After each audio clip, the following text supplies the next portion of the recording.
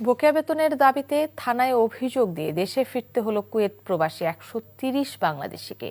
তারা সবাই ক্যাপটেক নামের কুয়েতের একটি কোম্পানিতে কাজ করতেন। বৃহস্পতিবার ভোর 5টায় দেশে ফিরেন তারা।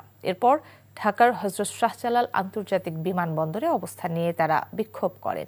এ সময় প্রবাসী শ্রমিকরাও অভিযোগ করে বলেন, গত 5 মাস ধরে তাদের বকেয়া বেতন দিচ্ছে না কোম্পানি।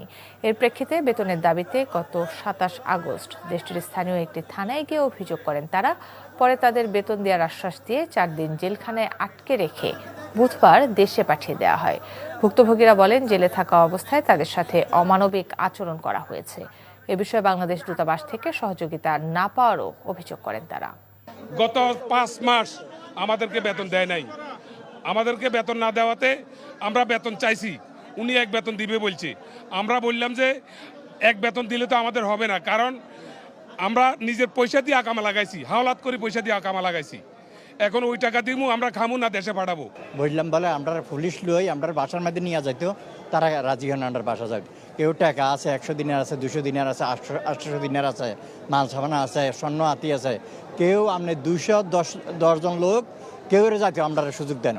একটা সিল মারছে, এই সিলটার কারণে আমরা যাবজ্জীবন নিষিদ্ধ, কুয়েতে যেতে পারবো না। আমাদের মামলাগুলো উঠাতে হবে। 2 নাম্বার হচ্ছে যাই আমরা যে স্যালারিগুলো পামু, ওই স্যালারিগুলো আমাদেরকে দিতে হবে। বান্ডেল থাকলে প্রতি সেনমানিতে টাকা বাঁচবে। বিকাশ সেনমানি বান্ডেল কিনে জিতুন প্রতি লেনদেনে।